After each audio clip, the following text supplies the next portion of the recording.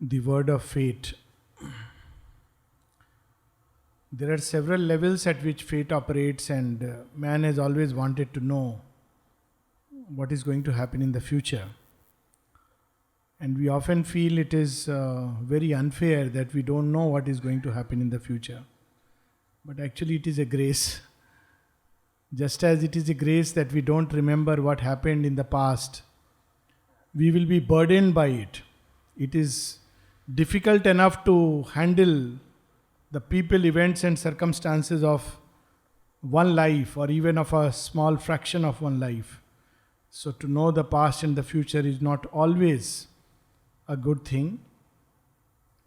And that's why it is veiled from us. It is veiled from us so long as we not only live in ignorance, but all the results of ignorance. That means blind attachment, preferences.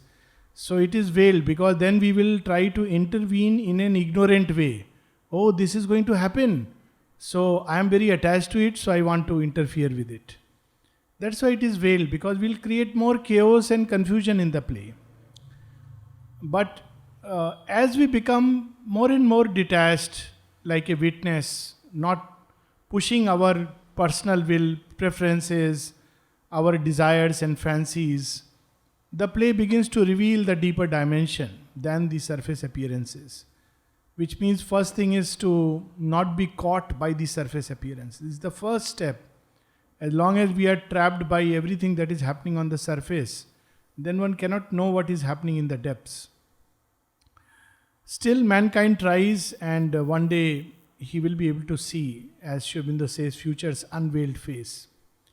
There are indirect ways like astrology, palmistry, etc., etc. They are very indirect. It's like trying to read through a script what is the inner sense of that script, particularly when we don't understand the language. Very often it can tell us something about the past, but very rarely about the future.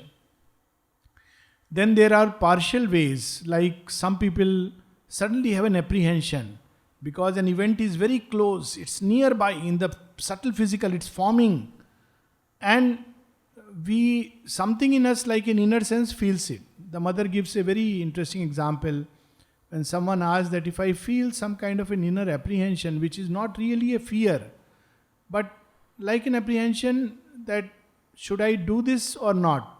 He asked particularly in the context of gymnastics. Mother said, if you have that kind of an apprehension, it's better not to do it. It may be sometimes an intuition comes garbed in this way. Some people feel it inside. This is one kind of a knowledge. This much is given to man. Many ordinary human beings without any yoga, without anything, have this capacity. And especially in danger, it is given to us. But we have to be attentive. If we are not attentive, we miss upon it. And we may end up doing something which eventually has dreadful consequences. Many times, even while going to a place, if we are little attentive, there is something which cautions us. This much foresight is given, which is helpful for us. Then there is another layer at which fate operates, and there can be foresight about that. There are capacities which are found in some people. It is not a sign necessarily that they are doing yoga. Just like writing poetry is a capacity, or cooking a good meal is a capacity. There are so many capacities in nature. Or healing is a capacity. Some people have capacity for foresight. This too the mother and Sri Aurobindo say. They have an opening into the occult dimension, and they have clairvoyance, clairaudience, ability to see a little bit. Unfortunately, very often they see only negative events. It is strange, but they see like that. And again, it is thought that one is a yogi. No, it is a capacity. Now, like any capacity, it can be offered at the feet of the mother and it will arrive at its perfection. Otherwise, it just remains like a capacity which has its limited uses, limited purposes. And then people become like crystal gazers. They send you emails that we are going to predict your future. And by mistake, if you ever click on that email, you will keep getting hundreds of emails from them that, we are going to tell your future. Momentous event is going to take place in your life. This, that, and it's a trap. You see that lot of money is involved. So that is a different thing altogether. But there is a capacity. Telepathy, all these are capacities. They should not be mistaken for intuition. Then there is at another level, one can develop the capacity of intuition. This comes as the mind becomes more and more still. And like an intuition, things reveal themselves, like a flash. And this flash reveals the essence of things, not the details. We will see that happening to Ashupati. Ashupati gets the foresight, but intuitively. For a moment he has a vision and an experience and he knows what's going to happen.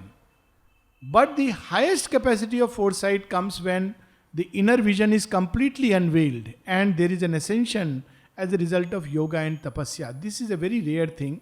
In Narada's case, of course, it's a path of love and it's a gift of grace. That is the highest kind of foresight where one sees the thing that is decreed. At lower levels, there is much confusion because something may be decreed. But as it comes down and down, there is a play of forces, mixture, chaos, personal wills, all kinds of accidents may happen, and it creates this play which is so disorderly and chaotic. That is not foresight. Original foresight which Narada carries with him is something which is decreed at the highest planes, the will that is operating in nature. And that requires a complete equanimity and surrender. Obviously, Narada is one like that. Therefore, he is endowed with this capacity of foresight. But it's a great responsibility.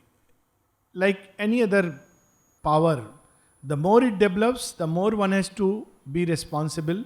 Otherwise, that power can completely take away the mind, dismantle. It can be it can even create chaos in one's own life.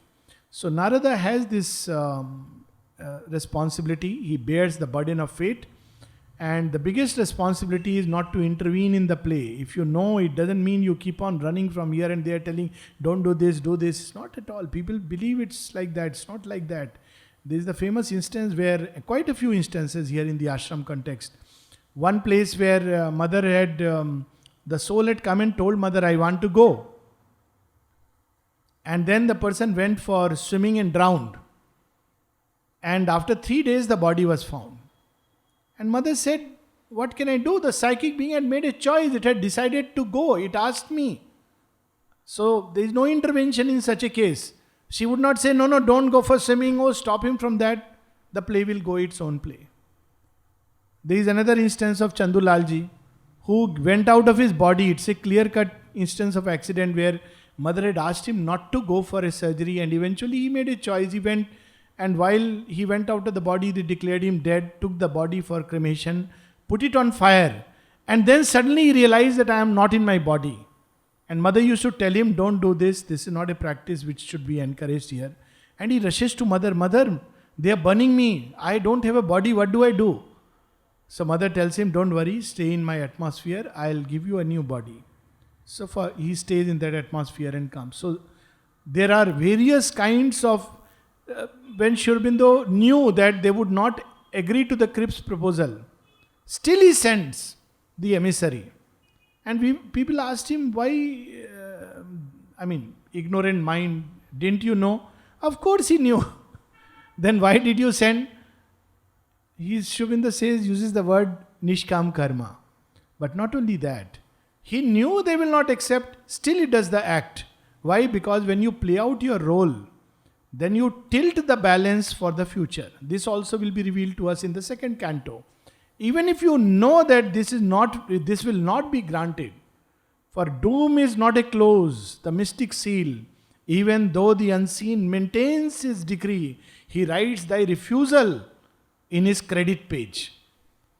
So, even if something is going to happen, and you say no, it doesn't stop, still, your refusal has gone into the balance and in future. So the fact that Sri Aurobindo sent the emissary to accept Crips' proposal, which was to have a united India, means he has cast his vote on the side of united India. Which means a day will come when, because it's the divine vote which is cast in the favor. Similarly, we see a lot of people again, they don't understand the candidate whom Sri Aurobindo was supporting. Of course, mother's husband that time. when he stood for the government. He did not, not only he did not succeed, he failed miserably. He got just about, I don't remember, but couple of hundred votes or maybe even less than that. Whereas the other candidate won by huge majority and by total, both hook and crook. People were told vote for Paul, and his name was Paul Blusen, sharing the name with mother's husband. And they have massively the whole, wherever it was, even people have voted for mother's husband, he also had the same name. They put it in the margin of Paul Blusen. So it was a very clear-cut case of poll rigging. So Shri Aurobindo supported a candidate and he didn't win. People may ask a question. Of course he knew what is going to happen.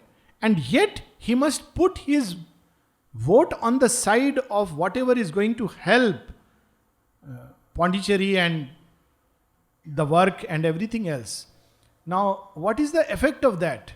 The effect of that would be that in times to come, successive governments, governors will be favorable to the work and the ashram. It's something very, foresight also gives farsight. So Narad is hesitant to speak out the truth because he doesn't want to intervene. He has not yet got, should I intervene or should I not intervene? But Ashwapati has felt something he lets slip. It's a great capacity, not just what to speak truth, to speak it beautifully. Yes, it's a great thing. But an even greater important thing is what not to speak. And I think if we learn this, it will solve a lot of problems in this world. We all rush to speak without knowing whether it is true, without knowing whether it is going to help. But to know what not to speak is a great art and capacity. Narada has that capacity. So, Ashwapati has heard the dubious close. If doom could leave, he has described beautifully everything about Savitri. That what is the world she lives in.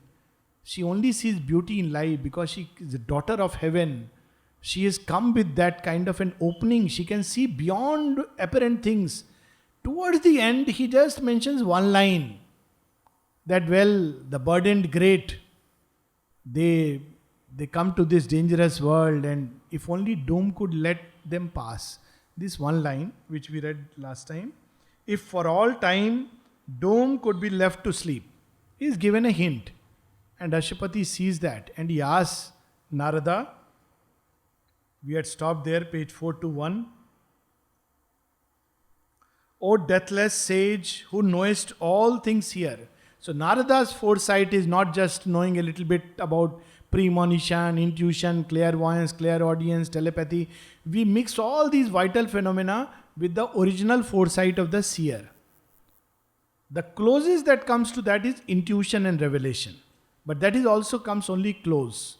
Narada has the foresight of the three planes. He can see. He's like a Trikaldarshi Rishi. Therefore he is told who knows all things here. If I could read by the ray of my own wish through the carved shield of symbol images which thou hast thrown before thy heavenly mind. He says, if I could read through the ray of my own wish, I wish that my child has a wonderful life. After all, she is such a darling. She is so lovely. She has not hurt anyone. She is in every way deserves a wonderful life. This is my wish. At the same time, I have read something in your speech. So he is interpreting the speech for him that as I understand what you have spoken, I might see the steps of a young godlike life happily beginning, luminous-eyed on earth. He says that I believe you are telling me that she is like a goddess on earth and therefore her steps will be luminous steps. Between the unknowable and the unseen, born on the borders of two wonder worlds. So she is born. He almost has got a hint that she is a daughter of the sun. Where is she born? The borders of the unknowable and the unseen. The unseen is this whole world behind the physical appearance, the whole occult world of vital, mental, which is unseen, subtle, physical. And the unknowable, we know, Sri Aurobindo speaks of that, supermind and onwards. So she is born on that borders. So he gets that hint also. It flames out symbols of the infinite and lives in a great light of inner suns. For it has read and broken the wizard seals. It has drunk of the immortals' wells of joy. It has looked across the jewel bars of heaven. It has entered the aspiring secrecy. It sees beyond terrestrial common things and communes with the powers that build the worlds. All this Narada has revealed. That she has roamed around in Gandhamadan. She has heard the Apsaras dance and the beautiful songs. She has probably caught a glimpse and heard a phrase from the highest source. She has drunk the ambrosia of the gods. All this Narada has spoken. Very beautiful word. There is a light around her face. He says, yes, I can get from your speech that this is my daughter. It is her inner truth. Till through the shining gates and mystic streets of the city of lapis, lazuli and pearl, proud deeds step forth, a rank and march of gods. Lapis lazuli is the Western conception of Dwarka. It is a mythical city which is beautiful, armed with jewels, full of jewels and priceless pearls. Such is the city. So she walks into those city, the city of the future. Those great mystics have seen such cities. For instance, when one of the great, one of the Sikh gurus, he speaks about a city which is full of beauty and light and where everybody is one with each other. And he has used the word for this city, Begampura. Begam literally means not queen but one without sorrow, Begampura. And there is a whole song he has dedicated to that. There is a Begampura. Similarly, we know that how when Mrilalini Devi was sitting with Sri Aurobindo's sister in Shillong, and his sister remarked, "Oh, the city looks so beautiful down below." It's a city with several tiers and one can see the lights. It's like as if a necklace is around the hill. So he says the city is looking so beautiful. And Mrinalini Devi says, yes, of course, but the city that your brother carries in his heart is far more beautiful. I have seen that city in his heart. So he says that, Ashapati says that it seems she has walked into such a city for great deeds. She is born for these great deeds. She has seen, in the Indian context, we may see she has walked through the palaces and streets of Dwarka. Although in pauses of our human lives, earth keeps for man some short and perfect hours, when the inconstant tread of time can seem the eternal moment which the deathless live. He says, well, in a certain sense, everyone is given a few moments of earthly life, when as if it's a perfect hour, and it comes for a while, a moment, a few minutes, a few hours, a few days, weeks, and then it is gone. And we often become cynics, saying, oh, it is not true. It is all dream. But actually we should say, that is true. This is but a sad dream I am living, preparing myself for that day. That is what Narada will tell the queen. Was then the sun a dream because there is night? So sometimes the sun's glimpse is only for a few moments, like in Antarctica. When the sun begins to come after 2 months of utter darkness, it's only for 4 minutes. And then next day, 8 minutes. Third day, 12 minutes. Like that. And slowly the sun will increase till for 2 months there is only daylight. No night. So you see, he says, Ashapati says that for everybody, God gives some moments which are like perfect hours. When one feels well, it's a God moment. It is as if everything is wonderful. It is the brief respite from our everyday fatigue, from the dull routine round of life, from the darkness of ignorance that surrounds us. That one brief moment is given to everyone. Yet, rare that touch upon the mortal's world. Hardly a soul and body here are born in the fierce, difficult movement of the stars, whose life can keep the paradisal state. So now Ashapati is coming to the point that I can see what you are saying. Yes, he is wonderful, beautiful, lovely. But even for gods, there are tough times on earth. The stars keep changing. Those astrologers who make the chart, they say, right now, Mangal is in Brahaspati, everything is wonderful. Then he will transit towards Saturn. And now difficult time will come. Everybody has go through phases when nothing is good. But actually they are preparation for a greater good. But that's a different story. Right now, Ashapati is revealing us a deep truth. A truth to remember that when we get beautiful moments, we must cherish them. Not be full of, oh, this will go away. Of course it will go away. But this is a moment given to us to live beautifully, to live fully, to live with gratitude, to live with perfection. Because it's a moment of the gods. But we must also know that times change. Then we are prepared for the change. And another mood may come, another music. That too is music. That too is the Gauri becomes Kali. And she comes to remove all that is dark. What does the night do? Takes away all the waste from our body. So morning we come up with sweat and this and that and we have to throw out. Then again we take a fresh bath. So we have to go through this. So Ashupati tells him, I know that, times will not be always the same. So he is gradually creating the bhumika. I know that heaven does not forever keep this paradisal note. Its rhythm repeat the many-toned melody, tirelessly throbbing through the rapturous air, caught in the song that sways the Apsara's limbs. When she floats gleaming like a cloud of light, a wave of joy on heaven's moonstone floor. 1 year during the Vanvas period, Arjuna was given this glimpse. He was there in heaven. He every day would hear the music of the Gandharvas, Chitrarath, who taught him even dance, and the Apsara dancing with her song, and he was there. But Arjuna knows this is not going to last. Very soon there will be the trumpet cry of the battlefield. Rudra will beckon him, Arjuna, come. This is the deed for thee.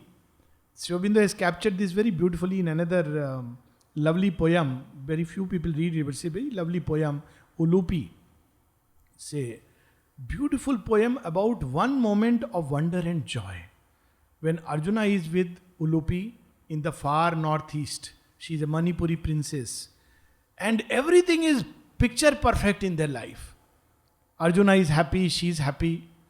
One day, Ulupi says, "O mighty, armed, fair one," is Arjuna. That's one it means white, pure. I know I am very happy with you and you are very happy with me. But I know you are not born for this. You are born for mighty deeds. I can almost hear the great deeds beckoning you. I know you have to go. You cannot remain content with this small life, routine life. So I have to bid you goodbye. And that moment when she bids goodbye to Arjuna, she could have remained forever happy with this mighty one, is a beautifully captured in Sri Aurobindo's this poem Ulupi. How she bids him goodbye, that I can't tie you down to a life of a domesticated person because you are meant for great deeds. So here we have Ashupati revealing this truth that sometimes heaven spills such a moment, but man has to see both sweetness and strength. Both he must develop. Behold this image cast by light and love, a stanza of the ardor of the gods, perfectly rhymed, a pillared ripple of gold. So he's describing his daughter. Behold this image. Gods have built her in their own flawless moment, perfect marvel upon earth, like a pillared wave of gold. because she is in motion, how she would. Her body like a brimmed pitcher of delight, shaped in a splendor of gold colored bronze, as if to seize earth's truth of hidden bliss. Her very body is full of that sweetness and light and delight. So many times Sri Aurobindo describes her. She courses and her feet light up the earth. Her hands, they are luminous. Her face is radiant. Says that she carries in her that mystic wine. She is born with that. She doesn't have to do tapasya. Draped, dream made, illumined mirrors. Oh, I missed a couple of lines. Her body like a brimmed pitcher of delight, shaped in a splendor of gold-colored bronze, as if to seize earth's truth of hidden bliss. Dream-made, illumined mirrors are her eyes. These are not ordinary eyes. These are dreamy eyes. They are full of dreams of the future. She dreams of beautiful things. These earthly things are not there in her eyes. Something else. Dream made, illumined mirrors are her eyes, draped subtly in a slumberous fringe of jet, retaining heaven's reflections in their depths. Even as her body, such is she within. It's all right to have a beautiful body, but Narada, I know it is not just her physical form.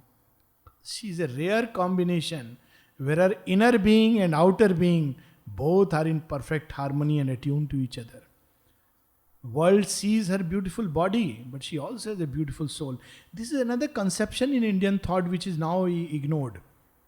Sri Aurobindo speaks about it, and it was there in Greek thought also, where inner and outer, both beauties, they must be attuned to each other. Now we think outer beauty has no meaning at all, but inner and outer both. And there is so many places this kind of a description comes where a person is described where there is inner beauty and outer beauty.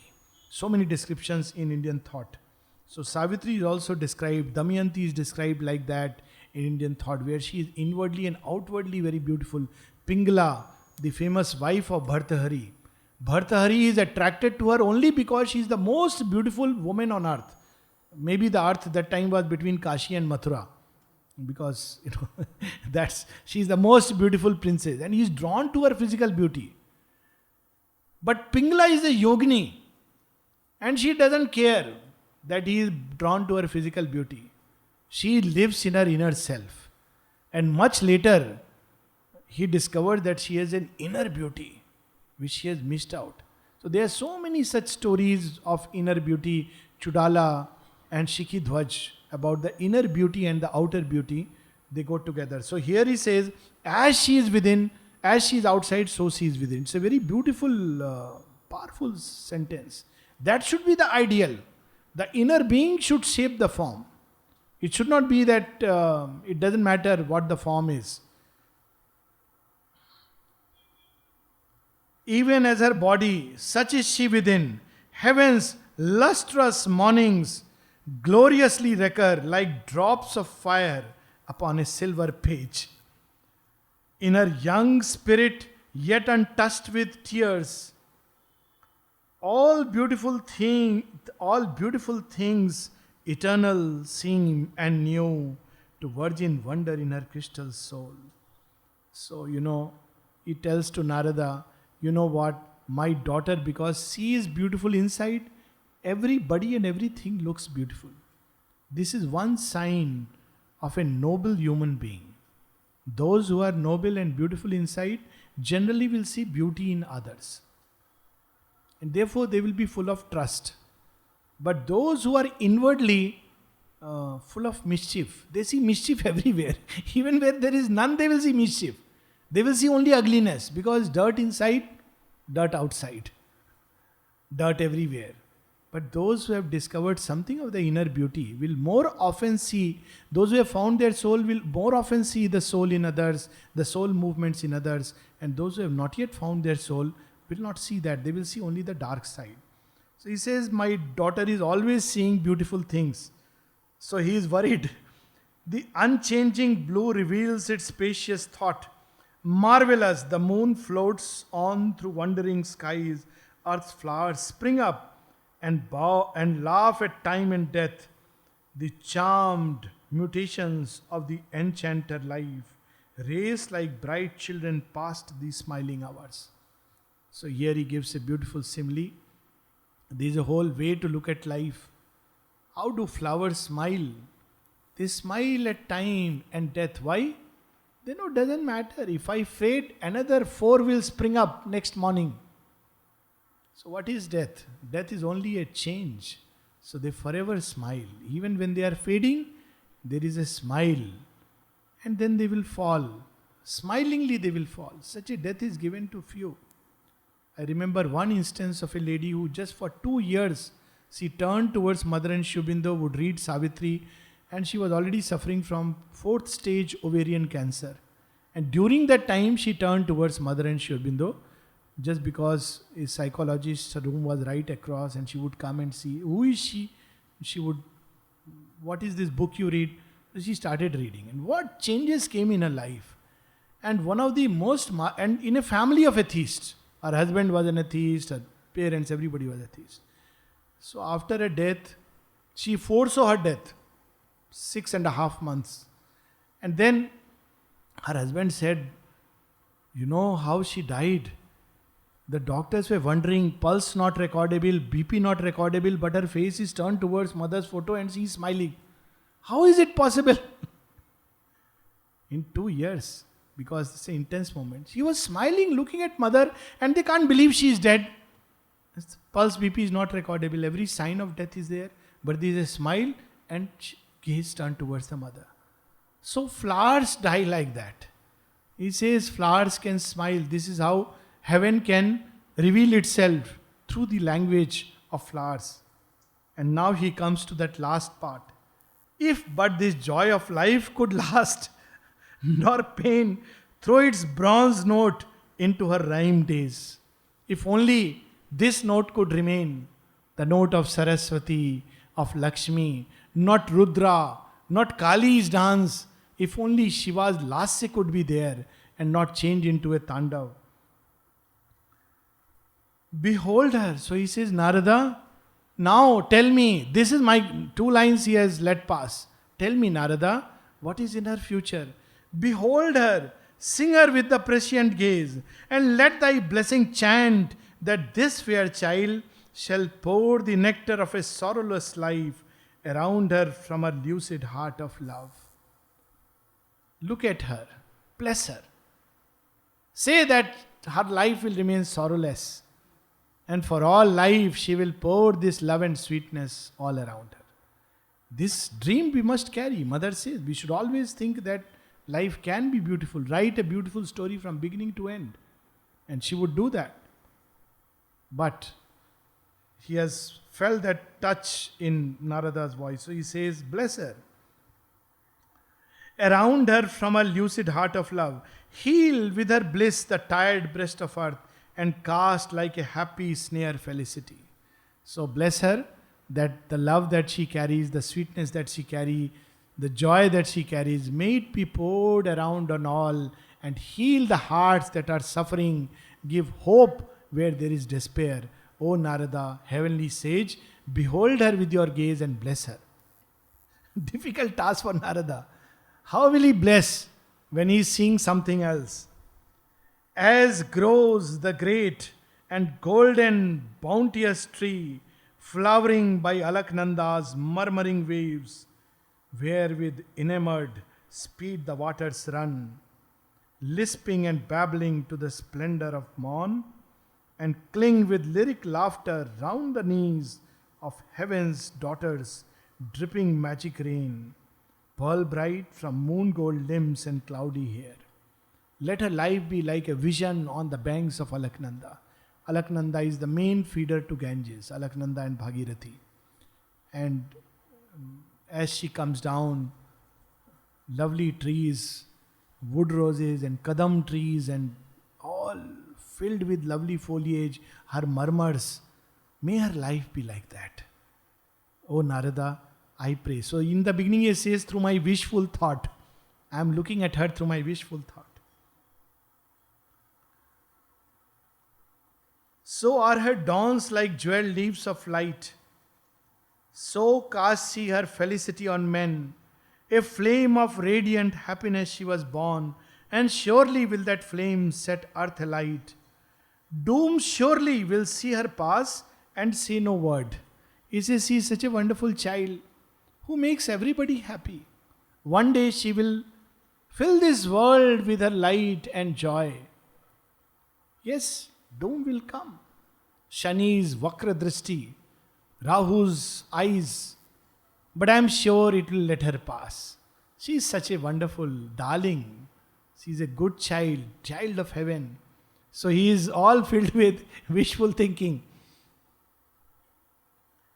And then again he gets that premonition. But too often here the careless mother leaves her chosen in the envious hands of fate.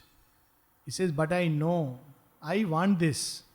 But I also know that those born of heaven must face the pang of earth. Fire must always test the steel. I know, I have read Mahabharata Narad. I know what Pandava had to face. Outcast in the jungle, come back and humiliated from the day of their arrival, all through their life. I know Draupadi the fireborn had to be humiliated right from her birth. I know this.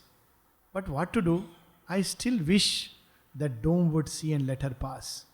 Though I know that very often Mother Earth leaves those who are really strong and mighty, born for great deeds.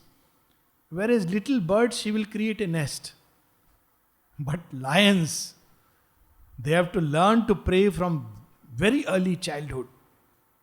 They have to learn to walk beyond their force. But to little birds, little doves, little nest is provided, and mothers will come, bring food and give. But I know that mother, the careless mother leaves sometimes. The harp of God falls mute. Its call to bliss, discouraged, fails mid earth's unhappy sounds. The strings of the siren ecstasy cry not here, or soon are silenced in the human heart. We can imagine how Krishna would have looked upon Abhimanyu. Wonderful child, born of the meeting of two great, mighty souls. On one side Arjuna, the chosen instrument. On the other side Subhadra, the Yoga Maya, Krishna's sister. What better one could imagine in terms of fate? No matching of Kundalini would have been better than this betrothal. I mean, this is a unique marriage. Arjuna, the hero of the battlefield, and Subhadra herself, the Shakti. And what fate the child brings? 16 years of life, and then death with bleeding wounds on the battlefield. So he says, I know this happens. So, it gives us a new outlook towards life. And later on, this secret will be revealed to us in the second canto, why this happens. But at least we should not start complaining and curse God every time we have a little thorn in the flesh. Oh, mother, I left everything to you. Why I have this headache? Why this thorn pricked me on my feet? We want a bed of roses. Everything we want to be. And that's why Shobinda at one place says, such a gentle divine. He says, what rose-petaled sadhaks you all are. Just because we have come to Mother and Shurbindo, everybody wants life should be very, very beautiful. No question of waiting even 2 minutes at the dispensary. I should be seen first by the doctor. Others may be waiting. No. Everybody wants to be the first. Dining room, one day if something is bitter, what they have made today. Poor fellows are every day making such lovely food. One day. And because we are rose-petaled people, and if only we would read Savitri, we'll understand that was the only day that God gave us opportunity for doing sadhana. Other days he's only putting us on nice little roses. One day, a little thorn. And he gave us an opportunity to grow and progress. So Narada, Ashwapati knows this truth and he says, but I know of sorrow's songs we have enough. Bid once her glad and griefless drays. Bring heaven here, or must fire always test the grate of soul? So he is letting off the secret. For once, can there be a life which faces no pain or sorrow? Is it really necessary that fire must test the soul? Narada, tell me, is there a way that we can be happy from birth till death?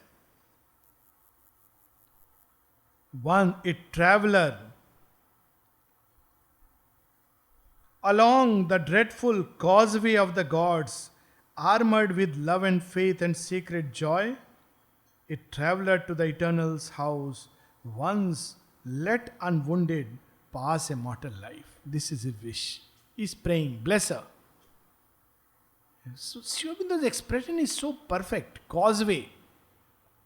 I mean, there is a normal road which is bad, full of, dust and mud and all that. By its side, causeways are like lanes which are little raised. I just saw one in Russia. They had made causeways to walk because the whole place was like a forest and rain, so it gets slushy. So they made causeways all around with wood. So you walk on them and no, your shoes don't get dirty, nothing. Such a lovely concept. With wood they made. So here also we have causeways. So we can walk on that and we are free from the traffic, free from the possibility of accident, everything. We have a causeway right here. So causeway of the gods.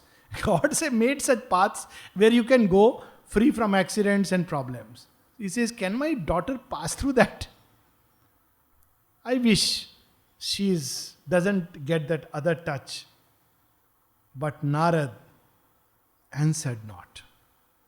He is not ready to bless Ayushman Bhava, this Bhava. He is just looking. This kind of a blessing only wishful thinking can give. Narada doesn't. He looks at her. But Narad answered not. Silent he sat, knowing that words are vain and fate is Lord. What will it matter if not only ignorant, even some knowledgeable person says, may you live 100 years. Fate is Lord. Words are vain. Even if he says, he knows that he doesn't have that mandate to change. Some people who have practiced inner austerity, their words carry power. Like those who have practiced truth, their tapasya is only truth. Then their words, whatever they speak, can become true. That's what Sri Aurobindo has written in one of the letters. But not everybody. So he says, what is the use of saying? He is asked for blessings. What shall I bless? So he, knowing that words are vain and fate is Lord, he looked into the unseen with seeing eyes.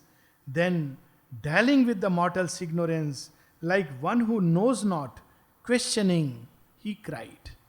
So he's like, what's the point? Why should I, So he's asking as if he doesn't know anything. He wants to dally with the ignorance, play out his part, tell me where you had been, whom you have met. As far as possible, he wants to postpone. He knows that they will end up asking me. And maybe at the end he will end up speaking. But he wants to delay because he knows he can do nothing about it. This prevision should not be given. I think we'll continue just 1.5 pages and stop at one go rather than have a break and then come back for 10 minutes. So Narada says, on what high mission went her hastening wheels? Whence came she with this glory in her heart and paradise made visible in her eyes? What sudden God has met? What face supreme? Again he is hinting. Whom has she met? Ashwapati? Where did she go? I don't know. Whom has she met? Looks like her eyes has seen God. Of course he knows that she has seen none else but the Lord who has come down as Satyavan for the play. A jewel upon earth. Whom has she seen, Ashupati? You are asking me to bless her, but for what? What has happened? Where has she gone? To whom the king? So the king says, how beautifully. Now see again the beauty of Sri Aurobindo's words. The red Ashokas vast her going forth, which now sees a return. So Sri Aurobindo is describing, even earlier he has described how Narada descends through the Ashokas trees. So he says the Ashoka trees in a certain season have seen her go and they are seeing her return. Arisen into an air of flaming dawn, like a bright bird tired of her lonely branch to find her own Lord, since to her on earth he came not yet, this sweetness wandered forth, cleaving her way with the beat of her rapid wings. He says she has gone out, and what a beauty the way he is expressing. Not that Narada, she went to find whom to marry. She has gone because, like a bird which is getting tired, sitting on the same branch, she must find her partner and mate. So she has gone with the bird cry to find who is the one with whom she would start her life. Led by a distant call, her vague swift flight threaded the summer morns and sunlit lands, just as birds migrate. So she has also been led by a call. Who has guided her? No shadi.com, no matrimony advertisements. How will she find? We are often worried. How will she find? If it is meant, she will find. The gods will conspire. In fact, the less effort we put, the better it is. Leave the person to find, and most likely the person will find. And whatever the person finds is meant for that moment. It's a very beautiful thing, it will come later. So he says how she has gone. Has she carried a map? Has she carried addresses of 10 persons who have been downloaded from the website to find her match? No, Narada. She has gone with a call in her heart. And she is homing on through that call, like birds. How they navigate, like fishes, they navigate thousands of miles to reach exactly. Birds migrate thousands of miles during change of seasons. She knows. Led by a distant call, her vague swift flight threaded the summer morns and sunlit lands. So it's a vague flight. She doesn't know exactly, but she led by a call. The happy rest her burdened lashes keep, and these charmed guardian lips hold treasured still. So he says, I don't know what else has happened. All that I know is she has gone past the Ashokas to find her mate, and she has gone guided by her heart to distant lands, and she has come back. But I also don't know what has happened in the meantime. And so now he tells, turning towards Savitri, Virgin who comest perfected by joy, reveal the name thy sudden heartbeats learn. Whom hast thou chosen, kingliest among men? What a way, wonderful way.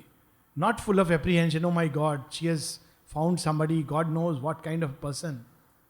He says, you have chosen? Tell me, whom have you found? I see you are perfected with joy. You went out happily, but you come back happier. So surely you have found. Otherwise you would have come back probably morose, not so happy. But I see you are perfected by joy. Your heart is full of joy. Your face is radiating joy. So surely you have found somebody worthy. He trusts his daughter. See, this is such a wonderful thing. And today's children say this to parents. When parents start asking too many questions, where did you go? Tell me exactly. Not out of this thing, but out of suspicion.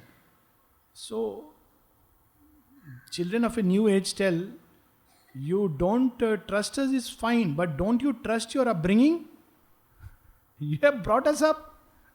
If you don't trust your own upbringing, that's why you are asking so many 100 questions. So Ashupati, in these 3 lines, shows that he trusts his daughter and he trusts his own upbringing. So he is not full of apprehension. He is asking in such a wonderful way. Surely you have made a right choice. So in the very beginning he has said, kingliest of men, you won't find somebody just like that. Whomever you have chosen a wonderful person. Kingliest among men, not king among men. He is like a king in his nature. His nature is royal, noble. You won't make an ordinary choice. So he says, but tell me the name. And Savitri answered with her still, calm voice, as one who speaks beneath the eyes of fate. There are moments when fate comes to hear because it has already decided something. It wants her to speak. It wants life to take a certain turn. So it's not always. Normally fate decides and walks away. Beneath the eyes of fate, the great goddess herself comes, leans down to listen. What is she going to say? Is she going to change? It makes sure that things will take a certain turn. Father and King, I have carried out thy will. One whom I sought I found in distant lands. I have obeyed my heart. I have heard its call. What powerful line. Sri Aurobindo says at one place, it is better to follow your heart and make mistakes than to go by the calculating mind. Because you will grow and progress. This is the minimum that happens. In the synthesis of yoga, he says, even when there is an error to the outer mind, how much Socrates trusted his heart. That even when Kritos comes and says, Socrates, I have arranged everything, escape tonight from the prison, they have sentenced you to drink hemlock in the morning. I have arranged everything. Socrates consults his heart. Then he says, no, I am not going to go. Are you sure you are going to die? I prefer to die. Sri Aurobindo is offered a land in Alaska. Good land, free of cost, for a big ashram. Sri Aurobindo remains silent. All the disciples nearby who were around him, wow, wonderful, so nice. We will do yoga and sadhana in Alaska. And Sri Aurobindo says, to their all disappointment, I am not going to budge an inch from here. Baptista calls him, we need you. Tilak is incarcerated. All the big leaders have gone. We need you to come in our midst. India needs you. The Congress party needs you. The nation needs you. Please come. And Sri Aurobindo writes a beautiful letter. Dear Mr. Baptista. It's a lovely letter where he turns down the offer. He says, I know, but at this point I do not want to come. How to act from the heart? Those days, those moments, nobody would have understood. They would have said, oh, he has just gone away. He's afraid of the British. Even now, fools write like that. That Sri Aurobindo took refuge from the British. No? Thank God he didn't go to Alaska. If he wanted refuge, he should have gone there. Practical-minded person. And thank God he didn't go. It would have been miserable for us. We would have had to find mother and father in Alaska to be born there. And Alaska would have been overpopulated. Or to travel from here to Alaska. Imagine. Living life. He had mercy on us. Stayed in Pondicherry. Pondicherry heat is much better than the cold of Alaska. Siberia, it's so close to that. So, Savitri says, I have obeyed my heart. I have heard its call. On the borders of a dreaming wilderness, mid Shalva's giant hills and brooding woods, in his thatched hermitage, Dyumatsena dwells, blind, exiled, outcast, once a mighty king. 4 lines she has described. He lives in a hut roof, under a thatched roof. He is blind. He is outcast. He was once a king. And far away in the forest. The son of Dyumatsena, Satyavan, I have met on the wild forest lonely verge. And then again, the way Savitri responds, my father, I have chosen, this is done. Finished. Such power in these lines. If only our men and women had this power. That's why we see mother's voice. What power when she reads Savitri. So people often, this question they ask. How to read Savitri? This way, that way. Somebody tells them read this way, somebody else says read that way. I say, why mother has read it? Hear her and try. She has read what power she has put into Savitri. Because she always had this power. It requires tremendous power to take this plunge. To say, I have come to Pondicherry and I'll stay here. Or somebody from France, Paris.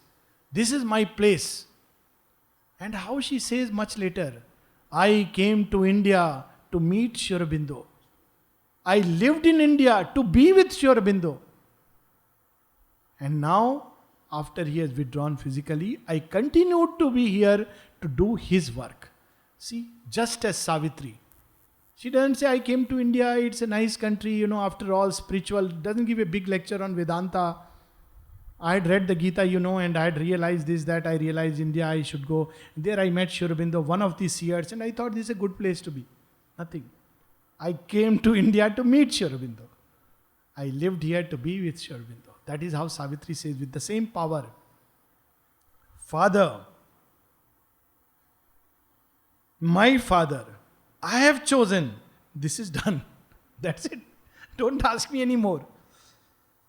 And then, astonished, all sat silent for a space. A woodcutter, what a custom, swamvar, and people respected it. Now, we coerce, force sons and daughter into marrying this and that person, believing that we know better than her. Let's admit we are all in ignorance. We don't know. This at least will open a door to knowledge. But when we try to know, I think this person will be better. Are you sure you are rejecting that NRI person? But that was not the way.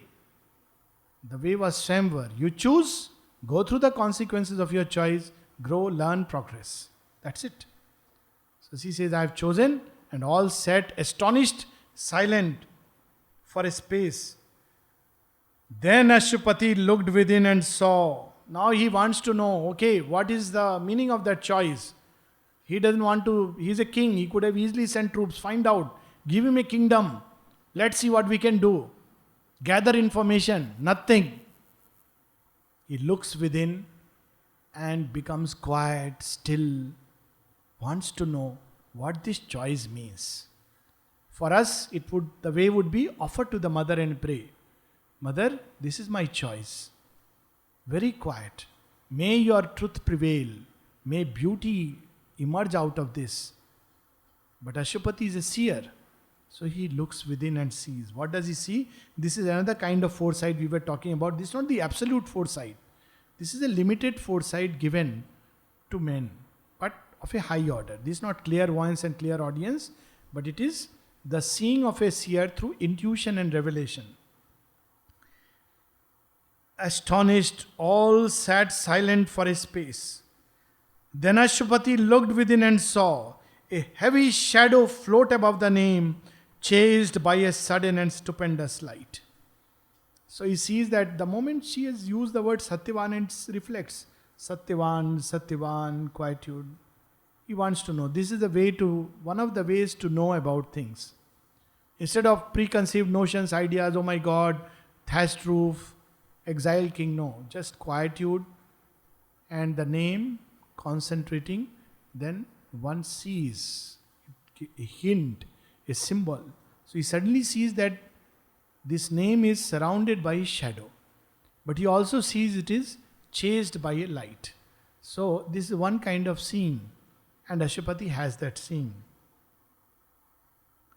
Then Ashupati looked within and saw a heavy shadow float above the name, chased by a sudden and stupendous light. He looked into his daughter's eyes and spoke.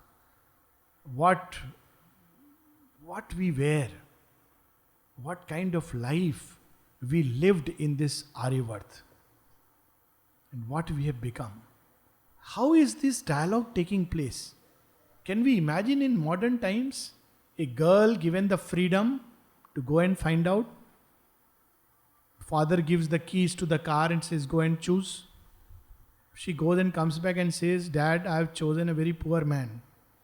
And the father is very rich. He is a king. Multi-million,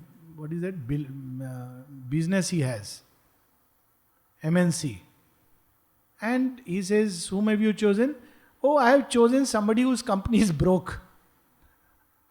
And under debt, he had to run away. And he is now lives in a very small village with no pakka roads, no fresh water, no electricity. And I have chosen his son. Father, how will he react? Modern fathers. How does Ashwapati react? He looks within, sees, and then he says something marvelous. Well hast thou done, and I approve thy choice. Nothing else is required.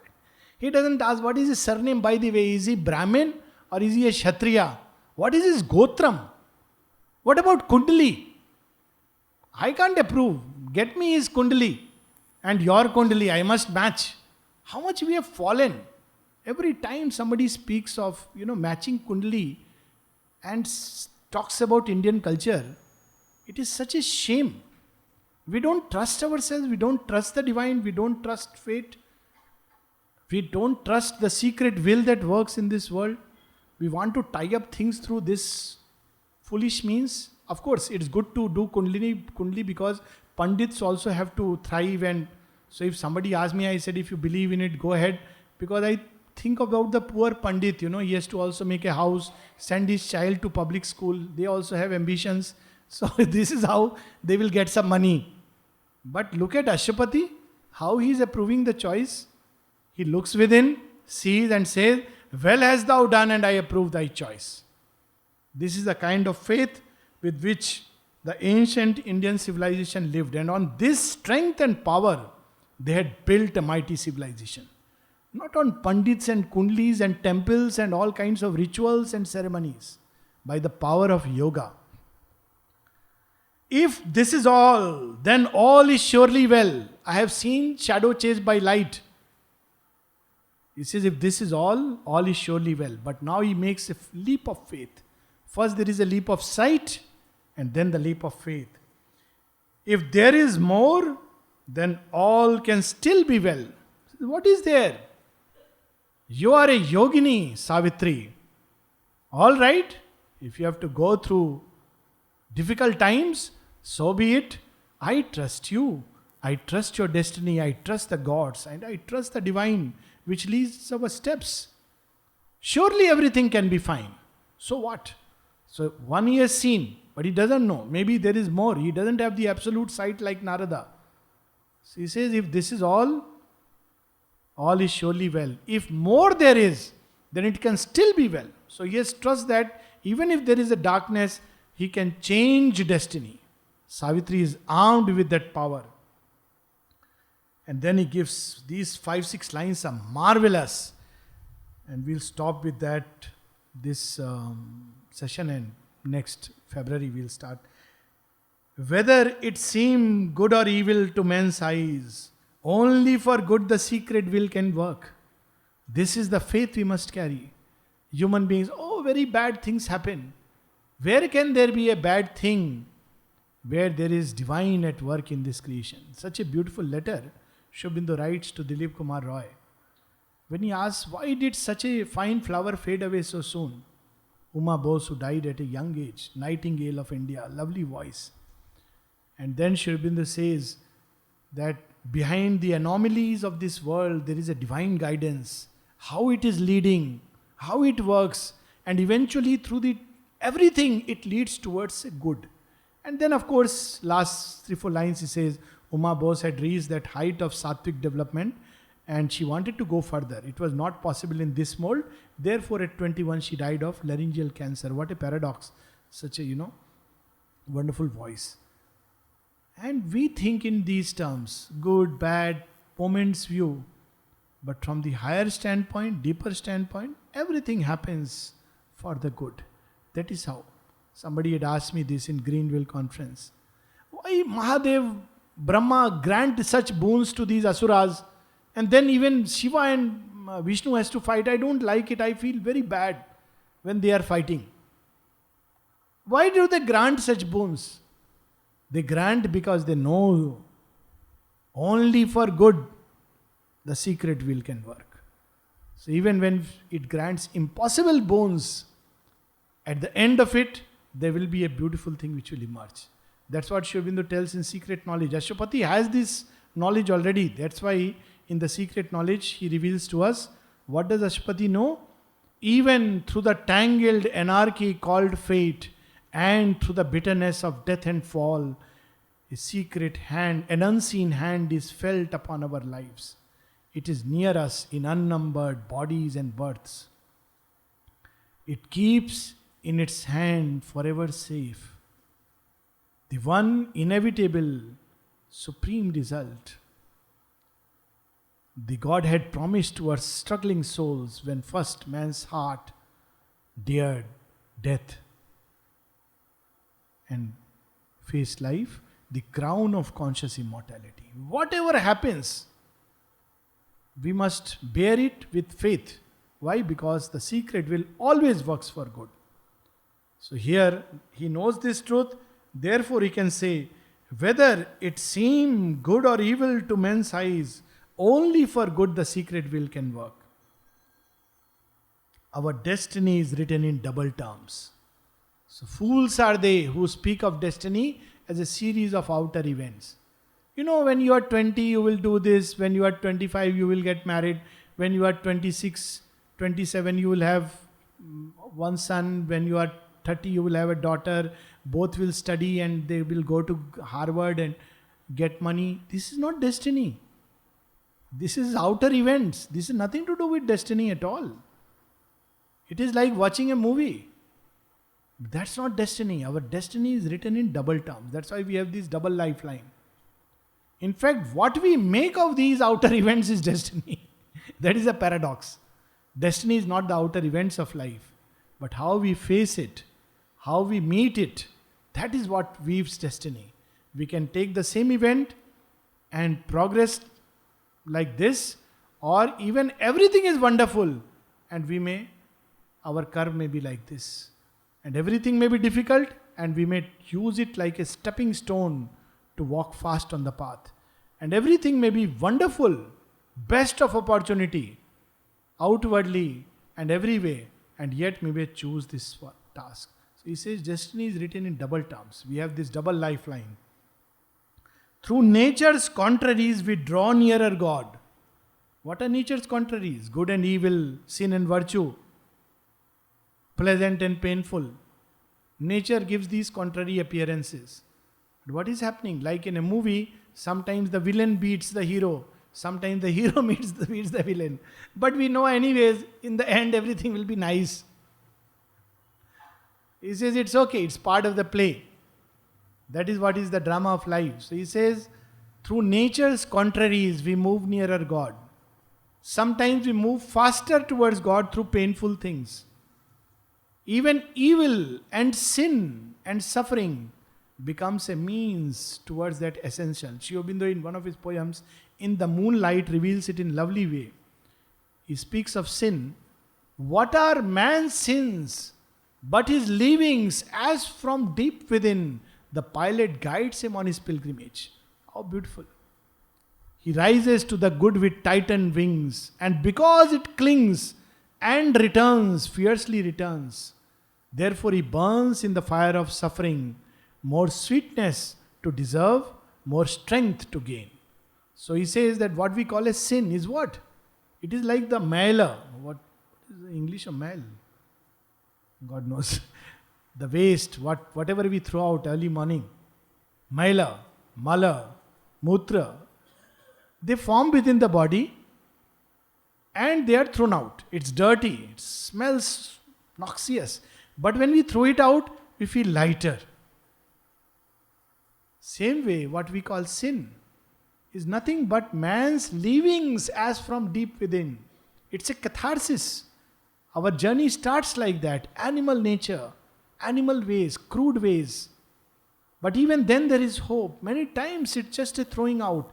Very nice Sri Aurobindo's poem Mahatma, then another story where he talks about that in the beginning I had the life of an ordinary man and I threw out. Narada also says, I had life of an ordinary man in previous lives, and then throws out, then one is lighter and one goes towards ascension.